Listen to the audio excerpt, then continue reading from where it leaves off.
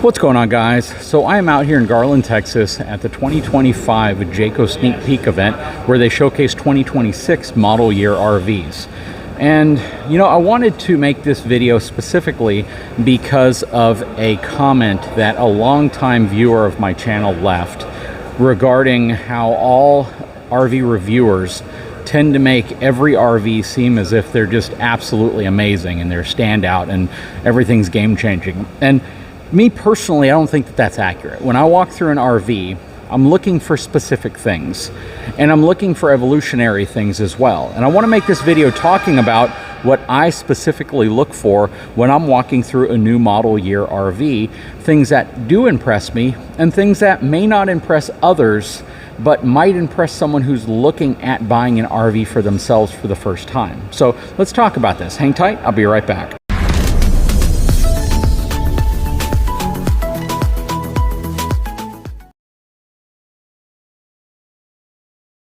All right, so this comment made a great point, and it's the fact that, you know, walking through and reviewing RVs, a lot of them look very similar. Year after year, there aren't a ton of huge groundbreaking changes, but yet when we walk through and review them, sometimes we talk about them like they are these absolutely crazy, evolving, changing things. But the reality is that a lot of people who watch RV reviews are only watching RV reviews because they're actively looking to buy an RV. They're not folks who are looking at every review that comes out from every reviewer as they come out. Basically not folks who are just like couch shopping or couch touring, because the point of a lot of these videos are to help people make an informed purchasing decision. They know what the floor plans look like. They know the differences between different models and what they're doing. And I feel as if sometimes, you know, as you follow your favorite RV review channels, you go into it like it's a TV series, right? You're watching them because it's a content producer that you enjoy, that you subscribe to, but then you're also watching them as if, wow, let me see what's different about this one versus the 300, 400, 1,000 others that this reviewer has filmed. And that's an approach you can take, and it's cool to do that. But again, you have to realize that the main audience that RV reviewers like myself are trying to show or talk to are the folks who are looking at different RVs to personally decide what they're going to buy for themselves. So I'm going to walk through just a random fifth wheel that's in front of me, and I'm going to give you kind of an idea of what I look for from an evolutionary perspective, what I look for that stands out to me and excites me from one model year to another. One of those right off the bat is on the outside, and that's when I see a move to better tires and better suspension standard. That's the key, not as some upgrade package, not as something you have to spend a lot of extra money on, because you can always do that in the aftermarket if you want, but it's more to try to figure out what they're doing from this part down here. Are they adding greasable wet bolts, heavy duty shackle straps, reinforcing the hangers? Are they putting higher, you know, capacity tires on? Are they putting better components that could lead to an overall better towing experience? Because over the past 6 to 7 years, this has been one of my big pushes for the industry to change, to actually put better equipment here where it really matters. Everything in there is cool from a livability perspective, but everything down here determines if you actually get to enjoy that livability perspective, if that makes sense. So seeing better tires, H-rated tires, G-rated tires, that really matters. So evolutionarily speaking, when I look at new RVs, I look to see if these are changes they've made. That's why it's always a big part of my content. Even if they reinforce the frame, like right here, they have a boxed section below the I-beam. That's a relatively new thing to do. They do it for two reasons. One, because it does reinforce the I-beam, but two, it also raises the height of the RV up a little bit, so it's easier to tow behind newer trucks that just sit higher out of the factory. I look at things like slide-out technology. Have they evolved? Have they gone to a better system? Are they sticking with the system that fails or has problems? Are they going to technology that's going to make the RV last longer? Now, let's step inside, and this is a Jayco Eagle fifth wheel. So this is a good example of kind of that mid-priced, mid-profile fifth wheel that should have more amenities than your traditional travel trailer, but maybe not as many as a super high-end fifth wheel. So as we walk in, one thing you always hear me mention in videos is countertop material. Are they using solid surface quartz style material? I understand there's a need to reduce weight, and this stuff is crazy heavy. It is. But I love seeing it. I think the industry has absolutely been around long enough to come up with this and alternatives to this that are just as water resistant and aren't going to delaminate or peel. But one thing I comment on is when I see thermofoil, right? Thermofoil, regardless of the manufacture of it, it's basically a wood that is wrapped in kind of like a plastic cover, and it's heat wrapped to where it kind of shrinks around it. It looks really nice, but at the end of the day, it can delaminate. You can have problems with it. So I look for RVs that reduce the use of this and put more of that in, or even an alternative product to this that might actually last just as long and might be lighter weight, because of course weight is a huge factor with RVs. I look at how they're designing things like the kitchen dinette, as well as the materials that they're using. One of the big critiques a lot of manufacturers have had over the years is that pleather or that fake leather type material that you saw so commonly in RVs 5 to 10 years ago, and even today. They're replacing a lot of that now with microfiber or cloth style materials that have technology that make them a little bit easier to clean. So I look for stuff like that. This stuff matters to folks who are shopping for RVs, because if you're buying your first RV, to have something that is going to resist staining, it's not going to peel, it's not going to give you the problems that you might have with something that looks higher end like a fake leather or a real leather even, I think that matters to people. When you shop in an RV, you want to know that you're getting something that's going to hold up, even if the RV itself, you know, you've read so many stories and you've been all the forums and you watch YouTube videos of how RVs are made a certain way. The more components that you see in them that are designed to last, overall, it's going to be a better experience for you. I look for things like soft closing cabinets and drawers. And in some RVs you get them, in some RVs you don't, like this one doesn't have them. Now, is it a big deal? It's not. And in many cases, not having them works just as well. I look for like newer technology to hold doors or drawers and doors shut, like magnets, things like that. But the purpose of a soft closing drawer isn't necessarily because when you close it, it slows down like this. It's because it's much less likely to open up while you're in transit. And even if it does somehow open up a little bit, it'll usually pull itself shut. That's the reason why I mentioned soft closing doors and cabinets. A lot of RVs still don't use them. They put really strong magnets, which work reasonably well, but many of them still use the little pressure plugs that a piece slides into another piece and it kind of clamps it in place. So when I see soft closing cabinets and drawers, I comment on it because that's evolutionarily a good thing, and it's great that they're introducing it into more RVs. Not this one though.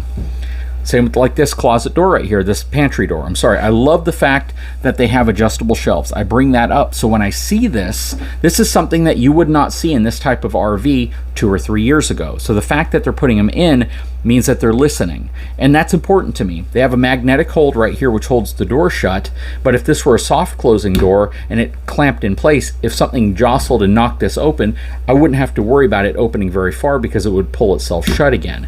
And that's one of the reasons why I like soft closing cabinets and drawers. Over here, new technology in the sink area. This is a sink that's only been around for a couple of years now, and you get the glass cleaner, you get this cool little thing that strains vegetables, all this. This is cool stuff, and people actually like it for the most part. You may not use a certain feature of it, but the fact that you get this in an RV, and it's usually nicer than what you even have in your home, actually matters to a lot of people. So that's the reason why I talk about this stuff. Again, when you look at the interior here, from a floor plan perspective, there hasn't been a ton of changes between this and previous years. It's a rear living room floor plan, traditional theater seating, sofa turns into a bed, your dinette right here, whether it's a booth style dinette or freestanding. You're seeing more freestanding dinettes in RVs where they put like an ottoman instead of an actual booth seat. But this stuff is really cool evolutionarily speaking, because you're not breaking some weird mold and trying to go after some crazy new buyer of RVs that ultimately won't buy an RV. You're looking at creating a floor plan, or manufacturers are creating a floor plan that people currently enjoy, they've always enjoyed, and it takes advantage of the space that's available. So instead of trying to recreate something from scratch that no one may buy, they're trying to constantly enhance things that people will buy, such as including things like whisper quiet air conditioning. The complaints that typical customers have are what lead to the evolution of the RV. Let's think about that. As people said, man, my tires were blowing out. Well, now they put better tires on. Man, my suspension hangers were falling off. Now they reinforce the suspension hanger. Man, my bushings are wearing out. Now we put greasable wet bolts and heavy-duty shackle straps in all of those components. Man, your AC is so loud when we go in your RV. Now we have whisper quiet AC units. Man, your countertops are peeling up and looking nasty. Well, in all the high-volume areas, we've put solid surface countertops. Man, your booth-style dinette's great, but we can't move the seats around, so if somebody's a little bigger than somebody else, it's hard to squeeze in. Well, let's put freestanding, but we'll still give you storage inside of an ottoman. You see where I'm going with this? Blackout shades used to always be an upgrade. I remember when we first started looking at RVs, we were looking at some units, I believe they were from Columbus, that you had to pay a huge amount of money to switch from pleated to blackout shades, or you had to go to the highest trim version of a fifth wheel. Now blackout shades are almost standard across the board because this is something people complained about. Another big one is tint. I remember when we got our Forest River Vibe, it had no tint on the windows. It was crazy hot. I had to tint the windows myself. Now virtually every window in an RV across every brand is tinted. So that these are, again, really, really good things that the industry is doing. And they're constantly trying to evolve to make things simpler, easier, with a lower likelihood of failure. That's why on some RVs, you're seeing enhancements in areas specifically to address that. Less needs for valances. Your shades and your blackout screens are integrated into the window itself. Things like that. You're not seeing a lot of carpet anymore. These are areas that people complained about. They wanted a flush floor. They did not want carpet. They wanted the linoleum to look completely flush across the floor. You're seeing a lot of manufacturers moving to longer warranted, better installed, and better materials for the roof membrane, to where some manufacturers are putting hard fiberglass roofs on lower cost RVs. And that is really, really cool. These are all things people are looking for. Better PEX connections, removing the transition from a PEX to a soft rubber flexible hose connection, using different types of connectors that are just better, including water purification systems in, things like that. These are all things that people ask for, the manufacturers listen to, and they don't have to change everything about an RV. They just have to keep up with modern colors, modern trends, modern styles, modern materials, and at the same time constantly introduce little things that answer the questions and concerns that RV owners have expressed over forums, through dealerships, through complaints, through compliments, and all of that. So again, when you see people who review RVs like myself, I take the approach that nothing is going to be profoundly ground changing from a floor plan perspective. They may do cool little things, little subtle changes, which are always welcome. They may do things like flip up countertops, pull out drawers, really cool dinettes that pull out and extend and slide and can pivot and turn into tables, all of that stuff. But the floor plans themselves are largely going to remain the same, because the floor plans that are not popular are kind of fading away. And the more popular floor plan styles, like the rear living room, are staying, but they're enhancing them with cool little innovations here and there. And that's kind of the point of reviewing RVs, to show you what those evolutionary changes are, and if it counts towards innovation, or if it's just a fad, or if it's just something to try to sell RVs. I think there's a lot of substance behind the things that they're doing to address concerns, while at the same time there are a lot of little fads, things that are just here one day, gone the next day. But for the most part, the manufacturers do a pretty good job of listening to the customers and trying to address the biggest complaints that customers typically have.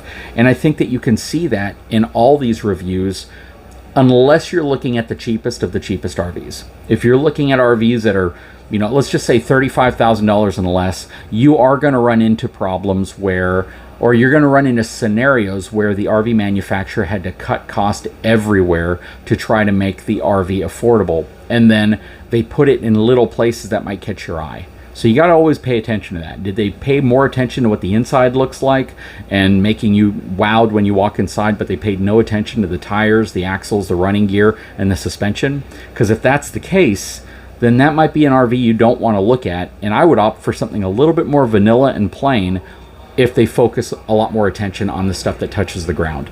Anyways, sure hope you enjoyed this video. If you haven't had a chance, please take a moment, subscribe to the channel, drop a comment below. We'll talk to you again very soon.